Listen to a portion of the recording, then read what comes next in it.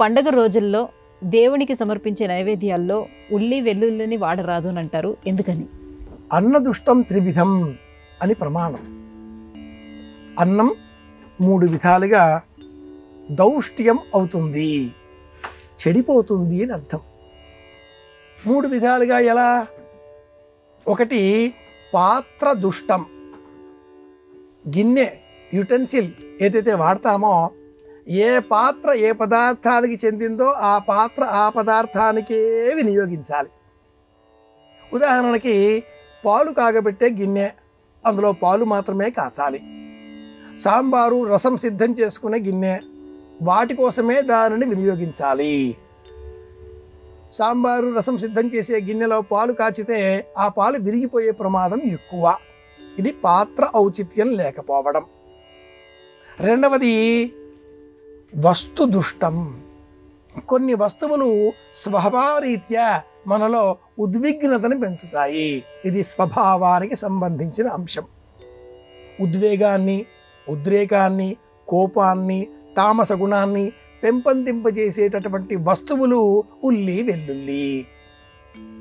వీటితో పాటుగా ఇంకా అనేకం చెప్పబడి ఉన్నాయి. కాలానికి అనుకూలంగా అనపకాయ కావచ్చును, బీరకాయ కావచ్చును, పొట్లకాయ కావచ్చును, అలాగే మునగకాయ కావచ్చును.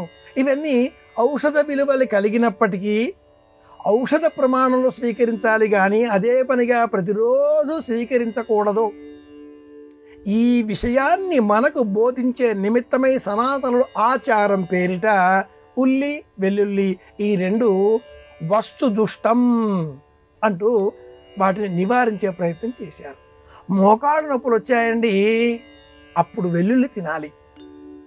బాగా చలి ముదిరిందండి, దేహంలో ఉష్ణశక్తి తగ్గిపోయింది, వెల్లుల్లి తినాలి. ఔషధంగా స్వీకరించాలి, కానీ అదే పనిగా తినకూడదు. ఇది రెండవది. మూడవది స్వభావ దుష్టం. మనుష్యుల స్వభావాలలో కొంత దుష్టత్వం ఉంటుంది. అందుకే మన వారు స్నానం చేయకుండా వంట చేయకూడదు అన్నారు. స్నానం చేశాకే వంట సిద్ధం చెయ్యాలి. ఆ వంట చేసేవారు కూడా ముందుగా దేవతారాధన, దీపం వెలిగించి ఒక అగరొత్తి వెలిగించుకొని రామకృష్ణ గోవింద ముకుంద మాధవ శ్రీమతే ఏదో శ్రీమాత్రే అని చెబుతూ దైవనామంతో ఆ వంట ప్రారంభం చేస్తే ఆ దుష్టత్వం తొలగిపోతుంది. పాత్ర దుష్టం, వస్తు దుష్టం, స్వభావ దుష్టం. ఈ స్వభావ దుష్టం అనే పేరిట పదార్థాన్ని అమ్మ సిద్ధం చేస్తే ఒక రుచి, ఇల్లాలు సిద్ధం చేస్తే ఒక రుచి, ఎదురింటి ఆవిడ, పక్కింటి ఆవిడ, తెలిసిన ఆవిడ, మరింకెవరో సిద్ధం చేస్తే ఒక రుచి, లేదా ఏదైనా ఒక భోజనశాల నుంచో విక్రేతశాల నుంచో తెప్పిస్తే హోటల్ అంటాం కదా ఆంగ్లంలో, అది ఒక రుచి. ఇలా మన వాళ్ళంతా రుచుల పేరిట స్వభావాన్ని గుర్తిస్తూ ఉంటారు.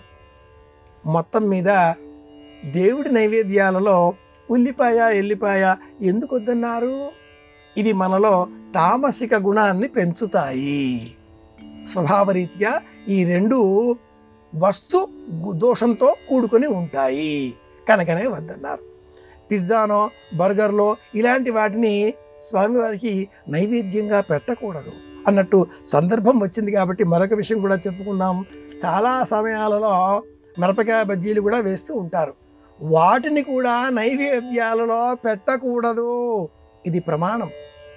మిరపకాయలు దేశీయమైనటువంటి దినుసు కాదు. కారం కోసం మనం మిరియపు గింజలనే వాడాలి.